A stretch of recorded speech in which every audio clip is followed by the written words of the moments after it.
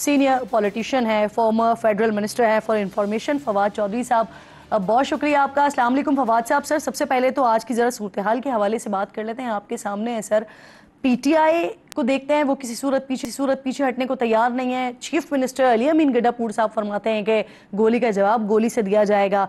हुकूमत भी किसी किस्म की कोई स्पेस देती हुई दिखाई नहीं दे रही है। वजीर दाखिला के मुताबिक जो केपीके से काफिले चले हैं उसमें मुसल्लह अफराद शामिल हैं। कुछ फुटेजेस भी इनफैक्ट हमारे सामने आई हैं। सर, कहाँ जाती हुई आपको सूरत हाल दिखाई दे रही है? देखिए जी, बात यह है कि सारी जो सूरत हाल है वो खराब तो हुकूमत ने की है। अब आप बड़ी सिंपल बात की, जो मौलाना फजल रहमान कल कह रहे थे कि आप हफ्ता पोस्टपोन कर दें अमेंडमेंट्स को और कहेंगे कि ये कॉन्फ्रेंस वगैरह हो जाती है तो उसके बाद अब कर देते हैं, बात बैठ के कर लेते हैं। अब हुकूमत ये चाह रही है कि ये कॉन्फ्रेंस की आड़ में पाकिस्तान के आइन को प्रैक्टिकली खत्म कर दिया जाए। अब आप मुझे बताएंगे, तो हर पाकिस्तानी को पीटीआई का मसला तो नहीं है, ये तो हर पाकिस्तानी को इस एहतजाज में शरीक होना चाहिए, हर दानिश्वर को शरीक होना चाहिए। हमारा आइन ही नहीं रहा तो फिर हमने क्या जो है वो यहाँ पे हुकूमत हो क्या होनी है और मुल्क क्या होना है और लोग क्या होने हैं, हमारी तो आइन की वजह से एक सोशल कॉन्ट्रैक्ट है ना रियासत के साथ, तो ये हुकूमत तो उसके पीछे पड़ गई। अब फवाद साहब, हालात ये हैं कि महसूस ऐसा हो रहा है कि शायद रात 12 बजे तक तो वजीर आला केपीके का काफिला इस्लामाबाद नहीं पहुंचने वाला, और रात 12 बजते ही इस्लामाबाद में फौज तैनात हो जाएगी। उसके बाद फिर क्या मंजर होगा सर? कोई मसला नहीं है, पाकिस्तान की फौज है, पाकिस्तान की फौज जो है उसका आइन का तहफ़्फ़ुज़ करना फौज का भी उतना ही फर्ज है जितना तरीके इंसाफ का फर्ज है या किसी और जमात का फर्ज है। लेकिन अभी तो मुझे लगता नहीं कि कल तक पहुंच सकेंगे। चीफ मिनिस्टर अली अमीन गंडापुर का जो काफिला है या खैबर पख्तूनख्वा का, अभी तो सिर्फ रावलपिंडी, अब से कुछ देर पहले मैं गया था और वहां पे जो हालात है, अभी तो वहां पे जाना तो यूरोप या मैक्सिको से अमेरिका के अंदर दाखिल होना जो है वो ज्यादा आसान होगा बनिस्बत कि आप बीच वक्त में चल जाए। इन्होंने दूर तक कंटेनर लगे हुए हैं, वहाँ सारी स्मेल फैली हुई है गैस की और बड़े बुरे हालात हैं। और ये मेरा ये ख्याल है इस वक्त के फ्रैंकली गवर्नमेंट तो हालात खराब कर रही है और अपने लिए खराब कर रही है। कोई हुकूमत देखिए, अगर मैं हुकूमत में हूँ ना, तो मेरा तो ये एम होना चाहिए कि हालात जो है वो नॉर्मलाइज रहे, सुकून रहे, एक्टिविटी जी। डिस्टर्ब ना हो, कानून के एहतजाज का माहौल ना हो। यहाँ पे वजीर दाखिला जो है वो उल्टा जाके रोज इंसुरेट कर रहे हैं, हालात खराब करने में लगे हुए हैं, जाली बातें कर रहे हैं, फलाना असला के साथ आ गया, फलाना उसके साथ आ गया। जितना जुल्म और जाती है इन्होंने पहले पंजाब में की है, अब वही जुल्म और जाती है यहाँ वो इस्लामाबाद में लोगों के साथ करना चाह रहे हैं और कर रहे हैं, और उनसे हालात काबू नहीं हो रहे। अब कल देखें लाहौर में जलसा है, परसों लाहौर के भी सारे लोग जी। इस्लामाबाद आएंगे, तो ये तो एक कौन होगा। फवाद साहब, जो एहतजाज की टाइमिंग है ना, उस पे बड़े सवालात उठ रहे हैं, क्योंकि हमारे सामने है 2014 में जब चीनी सदर का दौरा था, आज एससीओ कॉन्फ्रेंस होने जा रही है अब। और सिर्फ यहीं तक की बात महदूद नहीं है ना सर, जब आईएमएफ का मामला होता है उसमें भी हम देखते हैं खुतूत लिखे जा रहे होते हैं। पीटीआई ने ये तमाम बातों को देखते हुए लगता है कि रियासत पर अपनी सियासत को तरजीह दी है सर। आपको नहीं लगता कि इससे पार्टी को नुकसान हो रहा है? स्ट्रैटेजी अपनी चेंज करने की जरूरत है पीटीआई को? तो फिर क्या करना चाहिए? सब लोगों को बैठ के देखना चाहिए कि आइन को खत्म कर दें, जुडिशरी को खत्म कर दें। ये क्या बात हुई कि बाहर से मेहमान आ रहे हैं लिहाजा आप अपना आइन जो है वो उसको तबाह होने दें? ये क्या बात हुई कि आप चूंकि बाहर से लोग आ रहे हैं इसलिए पाकिस्तान की रियासत आपकी आंखों के सामने आप तबाह होते देखें? हमारा पाकिस्तान का जो बुनियादी चीज है, अगर आप आइन ही खत्म कर देते हैं तो फिर तो कोई दिलचस्पी नहीं किसी को किसी चीज से। तो हुकूमत अगर चाहती, और बड़ी अच्छी बात थी, वो इसको पोस्टपोन कर देते 2 वीक्स के लिए। ये एहतजाज तो जी। हुकूमत ने फवाद स्पॉन्सर साहब, किया, ये बात तो ये एहतजाज आप तो मुझसे फौरन। ज्यादा बेहतर, क्योंकि आप सीनियर पॉलिटिशियन है फवाद साहब, तो भी आइन का मामला जो है वो पार्लियामेंट में हल होगा ना, सड़कों से तो नहीं होगा सर? नहीं, पार्लियामेंट में तो कोई हल ही नहीं ना हो रही चीज। जाली पार्लियामान आपने बना दी, फॉर्म 47 से आपने जाली पार्लियामेंट बना दी में। तो फवाद साहब, आप इन इन एहतजाज से, इन धरनों से क्या आईनी तरमीम नहीं हो सकेगी?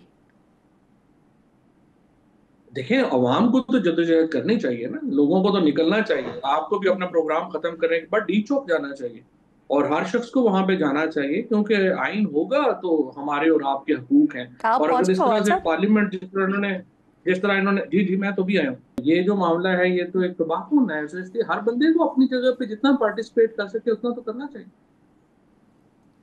अच्छा सर, इस वक्त खान से लेकर जो आम कारकुन है ना, उन तमाम की इस वक्त अगर मैं पीटीआई की बात कर रही हूँ तो उनकी जो तवज्जो का मरकज है या जो उनकी उम्मीदों का मरकज है वो अली अमीन गंडापुर साहब हैं सर। इस्लामाबाद, पिंडी, लाहौर, जहाँ भी एहतजाज होना है वहां पर जो उसको लीड करेंगे वो अली अमीन गंडापुर साहब करेंगे। और इससे पहले वाला भी हमने देखा, वहां भी अली अमीन गंडापुर साहब नहीं पहुंच पाए। आज भी अभी 10 साढ़े 10 का टाइम हो गया है, लेकिन अभी तक तो आसार कुछ ऐसे नहीं नजर आ रहे हैं कि वो इतना जल्दी पहुंच पाएंगे, आज का दिन खत्म होने से पहले पहुंच पाएंगे। अब सर सिचुएशन यहां तक आ गई है कि खान साहब को, बैरिस्टर गौहर को बुज़दिल तक कहना पड़ गया सर। नहीं, वो तो खैर उन्होंने कहा है कि उन्होंने कोई ऐसे नई बात नहीं की है, लेकिन अली अमीन गंडापुर चीफ मिनिस्टर है ना खैबर पख्तूनख्वा के, और जाहिर है कि जो भी शख्स चीफ मिनिस्टर होगा पंजाब का या खैबर पख्तूनख्वा का या सिंध का, वही सेकंड लाइन लीडर तो वही कॉन्स्टिट्यूट करेगा। तो जब इमरान लेकिन खान सर जेल में कयादत है को तो भी तो निकलना ऑब्वियसली, चाहिए ना। पंजाब की कयादत नहीं निकल रही होती, दीगर कयादतें नहीं निकल रही होती, हम हर जगह फिर अली अमीन गंडापुर साहब को ही देखते हैं कि वही लीड करेंगे और वो आते ही नहीं। वो इसलिए कि पोजीशन उनकी है ना, पोजीशन उनकी है इसलिए वो लीड कर रहे हैं। और आपने भी देखा पिंडी में तो खैबर पख्तूनख्वा से लोग नहीं आए, फिर भी बड़ा अच्छा जो है वो हुआ। और पंजाब में जाहिर है कि एक माहौल इन्होंने बना दिया है, वहां पे सारी क्यादत तो जेल में है। एजाज चौधरी साहब जेल में है, शाह महमूद कुरैशी जेल में है, महमूद रशीद जेल में है, यास्मीन दाशी जेल में है, सारी पंजाब की लीडरशिप तो जेल में है। और वहां से कौन किसने निकलना है, बाकी जो लोग हैं जाहिर है वो मीडिया पे नॉन नहीं है, नए लोग आए हैं, उनको वो पार्टिसिपेट तो कर रहे हैं। अभी भी मैं देख रहा हूँ नईम पंजोथा और ये सब लोग जो है वहां पे पहुंचे हुए हैं, इंतजार, ये सब लोग पहुंचे हुए हैं, यही लीडरशिप है। सही। अच्छा, अब फवाद साहब इसको ज़रा देखिएगा कि खैबर पख्तूनख्वा में इस वक्त सिक्योरिटी की जो सूरत हाल है वो इंतहाई मखदूज है सर। वज़ीर आला साहब हर हफ्ते सरकारी मशीनरी लेते हैं और एहतजाज के लिए निकल पड़ते हैं। अगर इसी सारी सिचुएशन को जवाज़ बनाकर वफाकी हुकूमत सर गवर्नर राज की बात कर दे सर, तो फिर क्या करेंगे? पहली बात तो ये है कि सूरत हाल तो वफाकी हुकूमत की वजह से खराब है ना।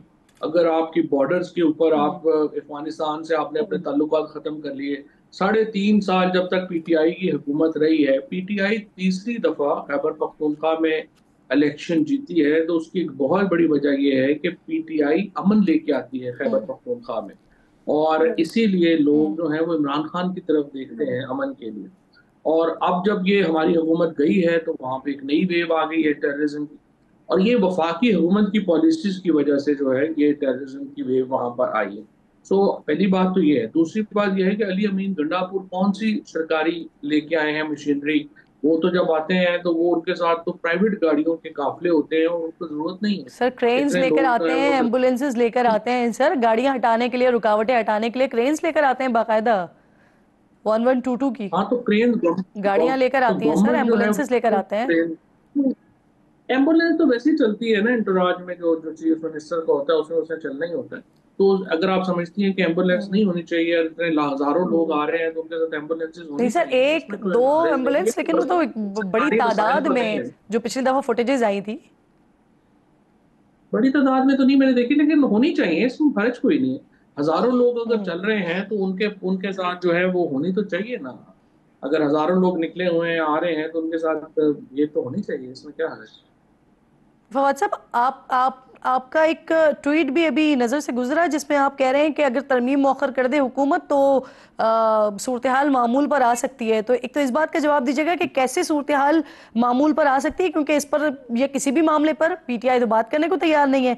फिर सर सेनेटर अली जफर साहब, इन्होंने सुप्रीम कोर्ट के 63A के बेंच को गैर कानूनी करार दिया और फिर इसी केस में मावन बनकर अदालत की मदद भी कर रहे हैं। तो सर इस पर बड़ी तनकीद हो रही है, इसकी वजह क्या समझते हैं आप फवाद साहब?